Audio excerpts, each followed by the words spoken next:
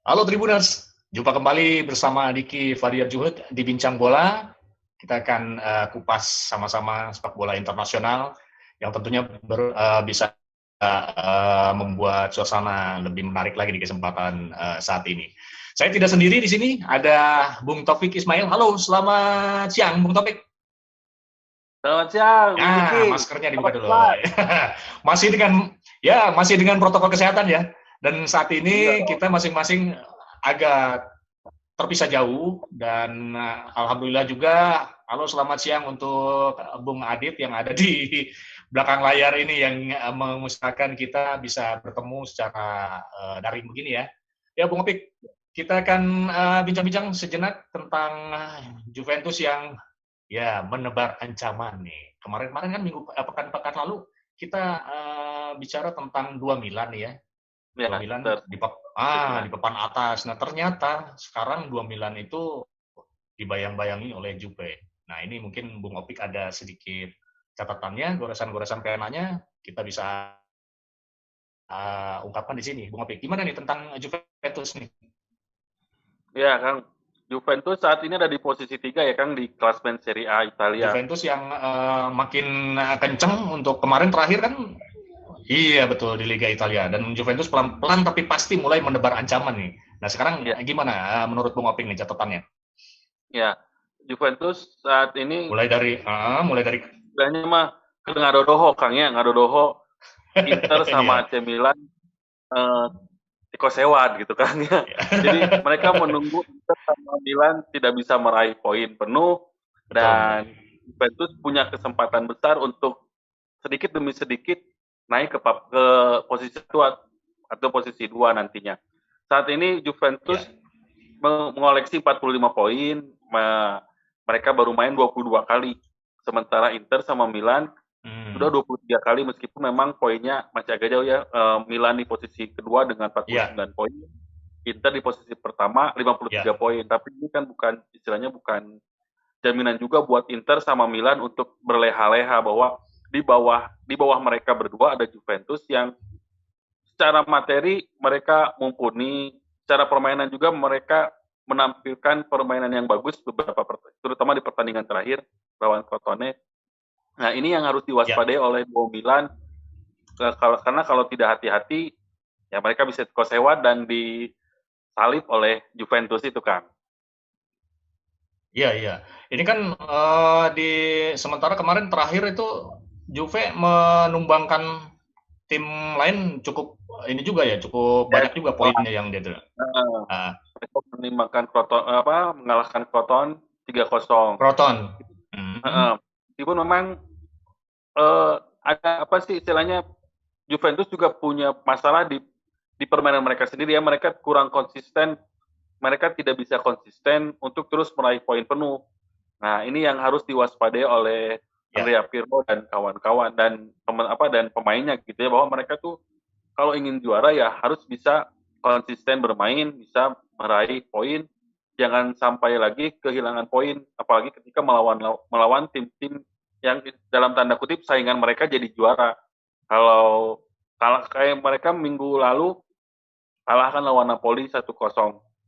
Nah, hal seperti ini jangan sampai terjadi lagi gitu kan di Juventus kalau Ya. memang misalnya mereka Mhm. mau jadi juara Serie A di musim ini. Ini terus peluangnya Juventus ini sebenarnya sejauh mana nih, Bung Apik bisa ini kan diceritakan nih? Kalau peluang kan Peluang mereka baru 22. Juventus untuk bisa meraih Scudetto ya? Hmm. Mhm. Untuk jadi Scudetto sangat terbesar karena sangat besar ya kan karena Liga Italia sendiri musim ini baru menyelesaikan Ya. 23 pertandingan.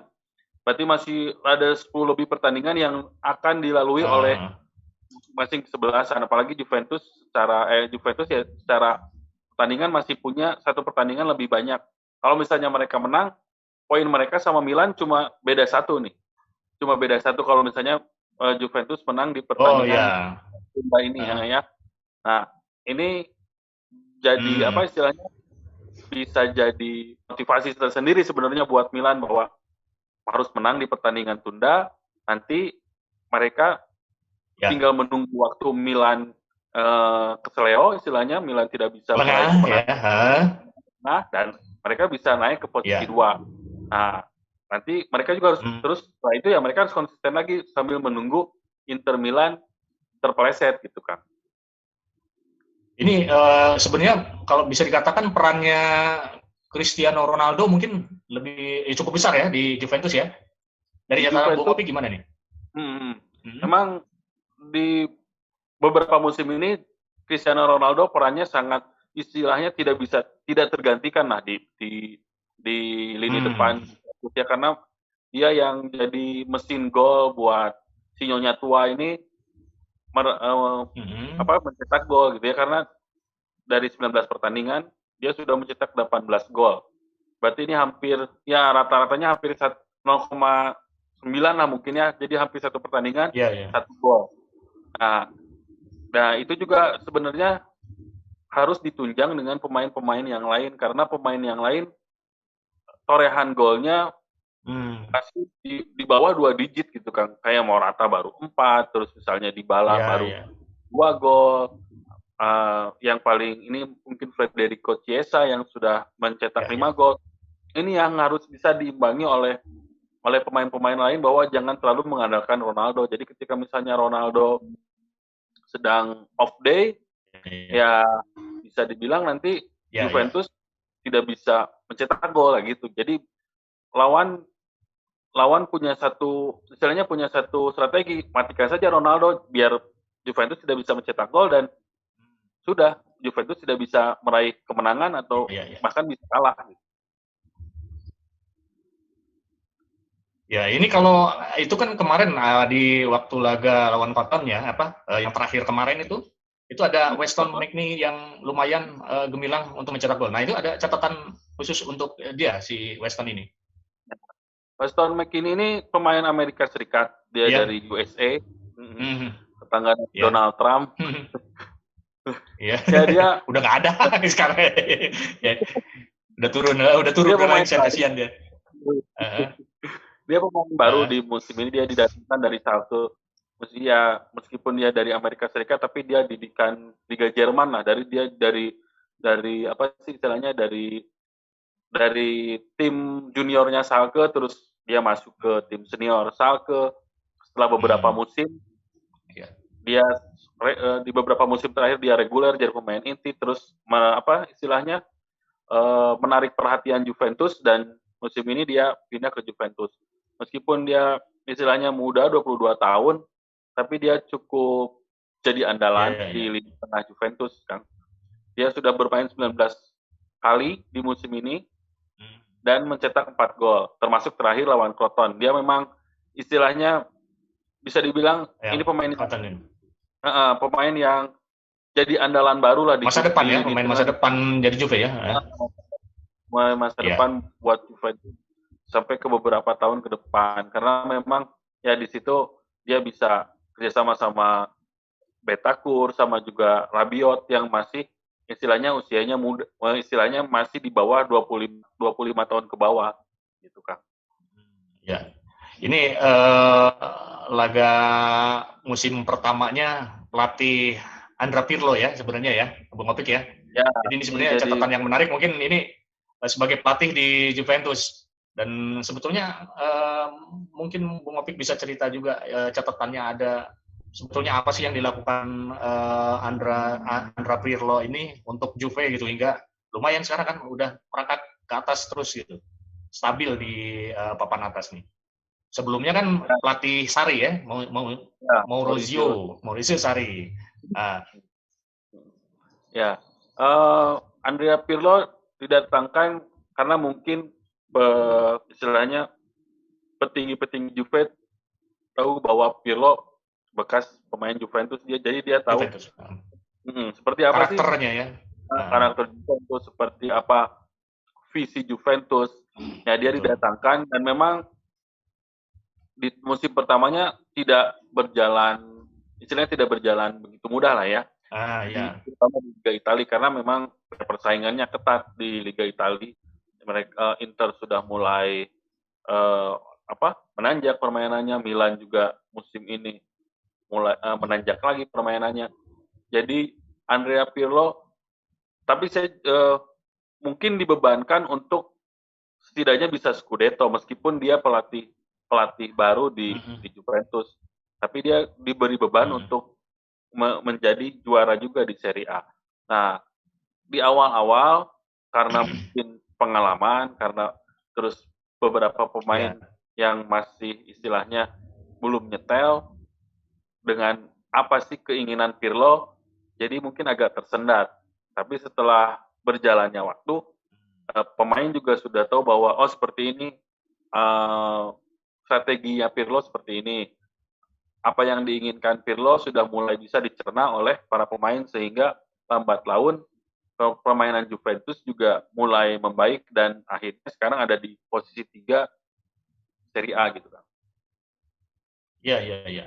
Ini jadi sebenarnya dia punya trik khusus nggak ya kalau misalnya dalam ini nih Bung Opik, mungkin punya catatan Pirlo ini untuk mengemas timnya biar cepat solid gitu ya? Karena ini kan mereka juga Juve ini udah cukup ngebet untuk jadi juara di Liga Italia ini. Mungkin dia punya trik-trik khusus untuk si Nyonya tua ini? Ya mungkin kalau saya lihat di khususnya dia mencoba untuk bermain seperti Juve ketika masa jaya-jayanya mereka bermain menyerang dan juga kuat di lini belakang. Dan itu yang sedang dibangun oleh Andrea Pirlo saat ini.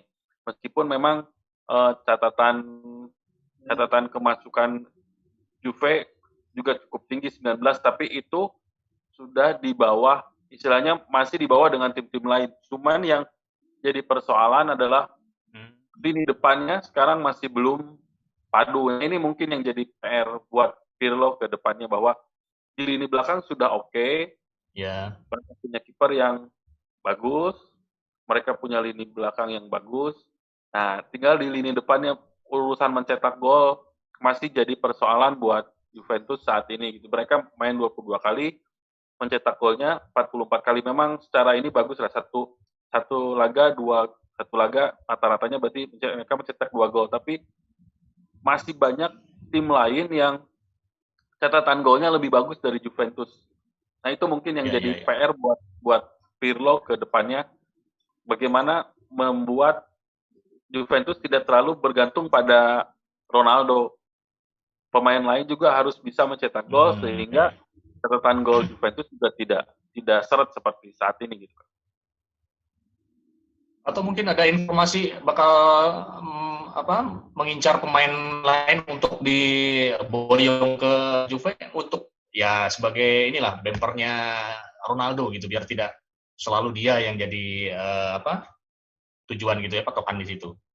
Ada kabar misalnya gosip-gosip tentang pemain baru, Sassuolo apa ya, yang dari timnas itu apa dari gelandang untuk biar mungkin untuk memperkuat di tengah kali ya, lini tengah itu ya?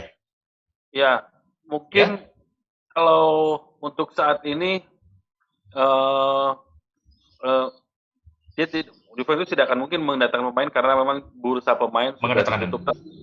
Melihat berita, justru Juventus ingin menggait Juan Mata kan dari Manchester United. Dia pemain tengah sudah gaek juga sebenarnya.